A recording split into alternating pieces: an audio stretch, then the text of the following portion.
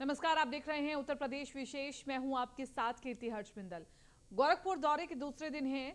CM Yogi Adityanath और गोरक्षनाथ पीठ में आयोजित श्रद्धांजलि कार्यक्रम में वो शामिल हुए। इस दौरान सीएम योगी महंत अवैधनाथ के जीवन दर्शन को उन्होंने याद किया और कार्यक्रम में मौजूद सभी संतों का आभार भी जताया। सीएम योगी ने कहा कि संतों ने आजादी के आंदोलन को नेतृत्व दिया, जिसमें गोरक्ष पीठ का अहम योगदान रहा है। सीएम योगी ने कहा कि गोरक्ष पीठ की परंपरा राष्ट्र को समर्पित है। गोरखपुर दौरे का दूसरा दिन मुख्यमंत्री योगी आदित्यनाथ गोरखपुर के दौरे पर हैं और देश को आगे बढ़ाना होगा, ये मुख्यमंत्री योगी आदित्यनाथ ने अपने संबोधन में कहा। आजादी के पूर्व देश की आजादी के लिए उस समय की आवश्यकताएं क्या हैं? पूज्य संतों ने उस कालखंड में अलग अलग क्षेत्रों में, देश के अलग अलग भूभाग में आंदोलन को कहीं न कहीं नेतृत्व देने का काम भी किया और उसमें बढ़ चढ़ करके भागीदार भी बने। गोरक्षपीठ भी उससे कभी अपने आप को वंचित नहीं रखा। समाज के अनुकूल, युग के अनुकूल अपने आप को ढालना होगा और उसके अनुरूप देश और धर्म की रक्षा करने के लिए उस प्रकार के अभियान का हिस्सा बनना भी पड़ेगा। एक सप्ताह के अंदर उन विभिन्न मुद्दों पर चर्चाएं हुई। वे चर्चाएं चाहे वह भारत के सांस्कृतिक आंदोलन से जुड़े हुए मुद्दे हों, श्री राम जन्मभूमि पर भगवान राम के भव्य मंदिर निर्माण का कार्यक्रम, ये भारत के लोकतंत्र की और भारत की न्यायपालिका की ताकत का एहसास वैश्विक मंच पर कराता है। भारत की योग की परंपरा को वैश्विक मान्यता मिलना, ये भारत की विरासत की विजय है। कुंभ को वैश्विक मान्यता देकर के मानवता की अमूर्त सांस्कृतिक धरोहर के रूप में मान्यता मिलना, ये भारत की सांस्कृतिक विजय के अभियान का हिस्सा है। स्वच्छता अभियान भारत का इतना अच्छा अभियान बना, इसने न जाने कितने लोगों के जीवन को बचाने का काम किया। हमें हर एक उस अभियान की कीमत को समझना भी पड़ेगा। शासन प्रशासन उस अभियान के साथ जुड़ा और जनता ने उसमें बढ़ चढ़ करके भाग लिया। परिणाम है कि जहां 1200-1500 मौतें जिस पूरे सीजन भर में होती थी, आज उस मौत को हम लगभग 0 तक पहुंचाने में हम सफलता की ओर अग्रसर हुए हैं। आज वैश्विक मंच पर भारत की प्रतिष्ठा बढ़ी है। भारत दुनिया की एक बड़ी ताकत के रूप में उभर रहा है। वहीं गोरखपुर में सीएम योगी ने हेल्थ एटीएम का शुभारंभ करते हुए कहा कि अब गोरखपुर की जनता को स्वास्थ्य सेवाओं की बेहतर सुविधाएं मिलेंगी। सीएम योगी ने कहा कि कई बीमारियों की जांच एक साथ होगी। एक सैंपल से 59 बीमारियों की जांच होगी। 3 मिनट में 59 जांचें हो सकेंगी। हेल्थ एटीएम से जनता को सुविधा मिलेगी, मरीजों को कहीं भटकना भी नहीं पड़ेगा। उत्तर प्रदेश की स्वास्थ्य की सुविधा में हेल्थ एटीएम एक निर्णायक भूमिका का निर्वहन करने जा रहा है और इसमें से 5 हेल्थ एटीएम पहले चरण में हम लोगों ने गोरखपुर को सीएसआर से उपलब्ध करवाए हैं। स्वास्थ्य यह लोकहित से जुड़ा हुआ और समाज के और राष्ट्र के सशक्तिकरण का भी एक बेहतरीन माध्यम है। लोक स्वास्थ्य का विषय यह शासन की प्राथमिकता में तो है ही, लेकिन जनता की प्राथमिकता का विषय भी बनना चाहिए।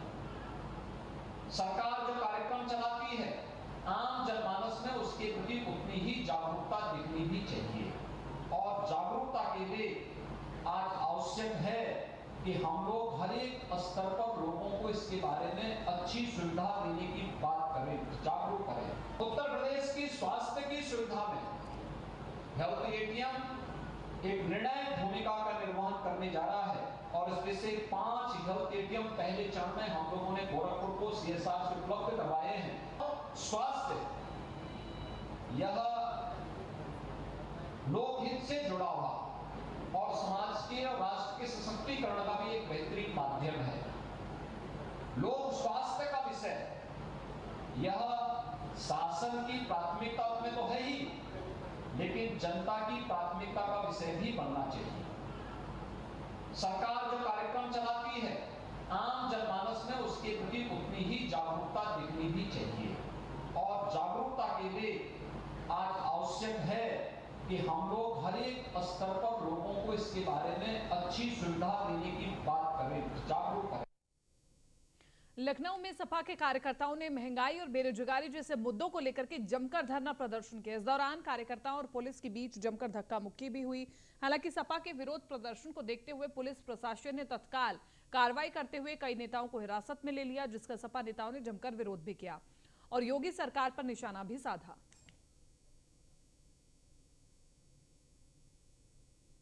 आज चूंकि समाजवादी पार्टी के विधायकगण ने विधान भवन परिसर के अंदर चौधरी चरण सिंह जी की प्रतिमा के सामने धरना प्रदर्शन करने के लिए कॉल दी थी, उस धरना प्रदर्शन की उनके द्वारा विधानसभा के अंदर अथवा जनपदीय पुलिस से, सचिवालय प्रशासन से किसी से अनुमति नहीं ली गई थी। इसलिए ये जो हाईकोर्ट का आदेश है कि किसी भी प्रकार का धरना प्रदर्शन यदि किया जाता है तो इको गार्डन के अंदर किया जाएगा, उसी आदेश के अनुपालनार्थ आज हम सभी यहाँ पहुँचे और हमने जो हाईकोर्ट का आदेश है, शासन के निर्देश हैं, उनसे सभी को अवगत कराया। और अभी जिन विधायकगण को हमारे द्वारा और उनके कार्यकर्ताओं को यहाँ पर पुलिस द्वारा रोका गया, उन्हें इको गार्डन में भेजा गया है, जिससे कि वे धरना प्रदर्शन जो करना चाहते हैं वो कर सकें। धरना प्रदर्शन करने पर किसी भी प्रकार की पाबंदी नहीं है। धरना प्रदर्शन कहाँ किया जाता है ये स्थान निर्धारित किया गया है और निर्धारित स्थल पर ही करें, यही बात उन्हें बताई गई है, उन्हें अवगत कराया गया है, वहीं पर उन्हें भेजा गया है। किसी को भी हमारे द्वारा गिरफ्तार नहीं किया गया है, बल्कि उन्हें और दूसरी बात, जहाँ पर मैं साहब अपनी बात पूरी करूँ, बिल्कुल करिए। जिन लोगों को भी इको गार्डन भेजा गया है वहाँ पर पुलिस उनकी सुरक्षार्थ मौजूद रहेगी। यहाँ से भी उन्हें सकुशल सुरक्षा के साथ ले जाने के लिए हमने पहले भी कहा था, हमने उन्हें बताया था कि वे सीधे इको गार्डन ही चले जाएं, पर चूंकि लोग यहाँ इकट्ठे हो गए थे कुछ, उन्हें भी यहाँ पर फिर अभी यहाँ से वहीं पर भेजा गया है। अखिलेश यादव से कोई आपकी बातचीत हुई, कोई कम्युनिकेशन हुआ कि इस तरीके से प्रदर्शन न किया जाए, परमिशन नहीं लिया गया है? देखिए, हमने अपने ये जो बात आपको बताई है, शासन के निर्देश, हाईकोर्ट का आदेश, निर्धारित जो प्रदर्शन स्थल उसके बारे में अपनी बात सभी लोगों तक पहुंचाई है।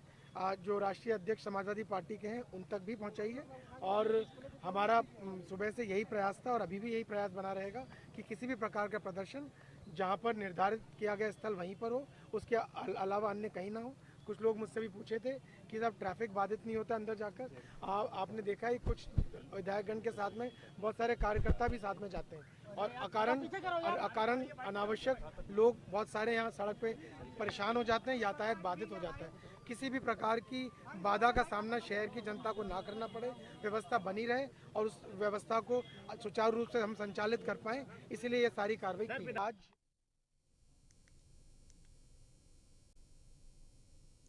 नोएडा अथॉरिटी की बड़ी कार्रवाई देखने को मिली है। सेक्टर 93 गेजा गांव के गाया प्ले स्कूल में सील किया गया है। अथॉरिटी की टीम और पुलिस फोर्स यहां पर मौजूद रहा और इसी के साथ साथ आपको बताते चले, साल 2024 में प्ले स्कूल को आवंटित हुई थी जमीन।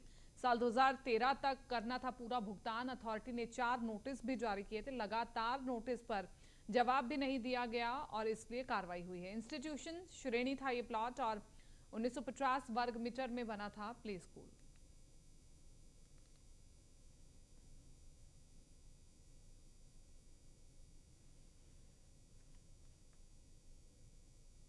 ग्रेटर नोएडा से अगली खबर, इंडिया एक्सपो में चल रहा विश्व डेयरी सम्मेलन आज ग्रामीण इलाकों के कई लोगों को फायदा पहुंचा रहा है। इंडिया एक्सपो में आज ग्रामीण इलाकों के लिए नए प्रोडक्ट्स का उद्घाटन हुआ।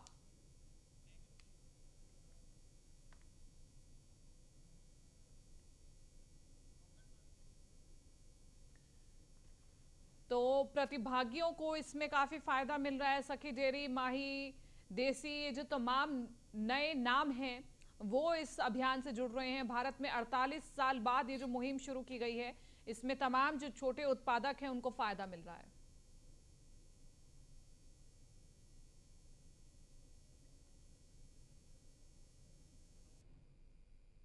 एक छोटे से ब्रेक के लिए रुक रहे हैं, जल्द हाजिर होंगे।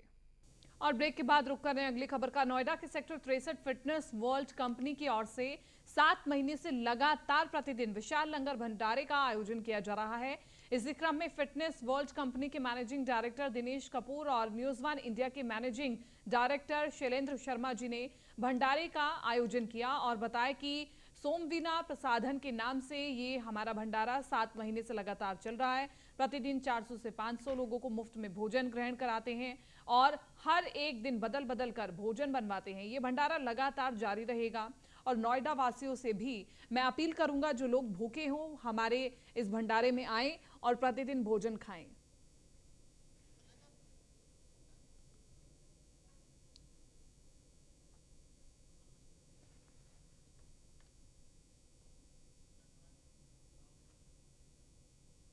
गाजियाबाद के विजयनगर इंस्पेक्टर योगेंद्र मलिक और चौकी इंचार्ज क्रॉसिंग रिपब्लिक राम मेहर सिंह मालिक के नेतृत्व में पुलिस टीम ने 2 शातिर शख्स को गिरफ्तार किया है। साथ ही आरोपियों के कब्जे से लूटी गई चेन भी बरामद की गई है।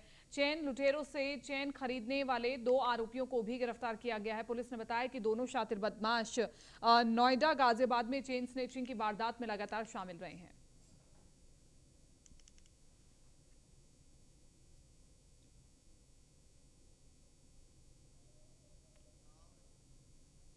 पिछले दिनों शाहजहांपुर जेल में बंद महिला बंदी संगीता ने कन्या को जन्म दिया। जिला चिकित्सालय में विशेषज्ञ डॉक्टरों की देखरेख में डिलीवरी कराई गई ताकि किसी आकस्मिकता की स्थिति से जच्चा बच्चा को कोई परेशानी ना हो। जन्म के समय से ही जच्चा बच्चा का विशेष ध्यान रखा जा रहा है। आज उस बच्ची का छठी समारोह बड़ी ही धूमधाम से मनाया जा रहा है, जिसमें महिला संगीत के साथ छठी की परंपरागत रस्में की गई। बच्ची की प्रतीकात्मक काजल लगाया गया, पैर, हाथ और गले में काला धागा पहनाया गया, नजर उतारी गई। सभी बच्चों को chocolate, biscuit, chips, Kurkure, Frooti और मिष्ठान भंडार दिए गए। इस दौरान सभी महिला बंदियों के समूह ने जमकर के डांस भी किया। आपको बता दें कि जेल में ऐसे कार्यक्रम का आयोजन बंदियों में वैचारिक परिमार्जन, सुधार और अवसाद व तनाव दूर करने के उद्देश्य से किया गया है। इस उद्देश्य से महिला बंदियों में खुशी की लहर दौड़ गई है। इस कार्यक्रम में शाहजहांपुर की बाथम वैश्य महिला संगठन के तत्वावधान में आयोजित किया गया है, जिसमें संगठन की जिलाध्यक्ष ज्योति गुप्ता, महामंत्री शोभा गुप्ता, रजनी गुप्ता, कोषाध्यक्ष सीमा गुप्ता, संध्या गुप्ता, संगीता गुप्ता मौजूद रही। कारागार में निरुद्ध महिला बंदी संगीता के विगत दिनों कन्या पैदा हुई, जिसकी विशेष रूप से देखभाल की जा रही है। उक्त बच्ची का छठी का समारोह आयोजित किया गया। उक्त समारोह का आयोजन किया गया। बच्ची को और माँ को दोनों को ही नए वस्त्र, खिलौने और अन्य खाद्य सामग्री भेंट की गई। आजमगढ़ जिला कारागार में बंदियों का मोबाइल चलाने का वीडियो सामने आया है। जेल में हत्या के मामले में निरुद्ध बंदी गवाहों को धमकी दे रहे हैं। जेल में बैठकर मोबाइल से धमकी देने का वीडियो सोशल मीडिया पर वायरल हो रहा है। वीडियो वायरल होने के बाद जेल प्रशासन ने एक बंदी राजीव सिंह को मेरठ जेल ट्रांसफर किया है। वहीं दूसरे अभियुक्त राणा प्रताप सिंह पर अभी कोई कार्रवाई नहीं हुई है। राजीव सिंह खानपुर भगत पट्टी थाना बिलियारीगंज का निवासी है। ये दोनों अभियुक्त जेल में मोबाइल चला रहे थे और हत्या के मामले में दोनों अभियुक्त जेल में बंद है। सोशल मीडिया पर वीडियो वायरल होने के बाद आजमगढ़ जेल प्रशासन एक बार कटघरे में खड़ा है, क्योंकि शासन प्रशासन की लाख कोशिशों के बाद भी कुख्यात बदमाश जेल में धड़ल्ले से मोबाइल का प्रयोग कर रहे हैं और जेल प्रशासन को कानों कान खबर तक नहीं है। जबकि जुलाई महीने में डीएम एसपी की संयुक्त छापेमारी के बाद बड़ी कार्रवाई की गई है। आपको बता दें कि जिला जेल में 26 जुलाई को जिलाधिकारी विशाल भारद्वाज और पुलिस अधीक्षक अनुराग आर्य ने संयुक्त रूप से छापेमारी की थी और इस छापेमारी में 12 मोबाइल फोन, एलईडी टीवी और 97 पुड़िया गांजा भी बरामद हुआ था।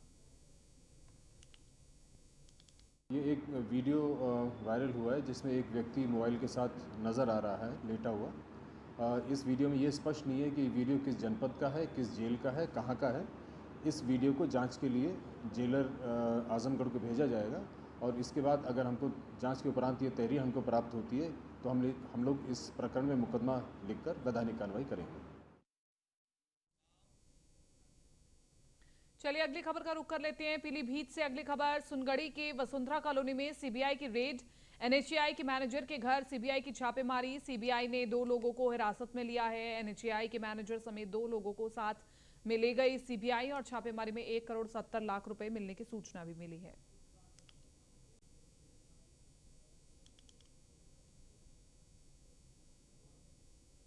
मैं इस वसुंधरा कॉलोनी का अभी कॉलोनी वासियों ने मुझे अध्यक्ष चुन रखा है और मैं इस कॉलोनी का अध्यक्ष हूँ, लेकिन ये चर्चा कॉलोनी वासियों के माध्यम से हमें भी सुनवाई आई कि सीबीआई की रेड कुछ नेशनल हाईवे वाले जो लोग यहाँ कॉलोनी में रहते हैं उनके घरों पे सीबीआई ने छापा मारा, लेकिन मैंने कुछ देखा नहीं, मेरे सामने कोई छापा नहीं पड़ा। लेकिन चर्चा, चूंकि मैं कॉलोनी का अध्यक्ष हूँ, कॉलोनी के रहने वाले लोगों ने मुझसे ये चर्चाएं की कि सीबीआई का छापा, जो लोग किराए पर यहाँ रहते हैं उनके घरों पर छापे पड़े हैं।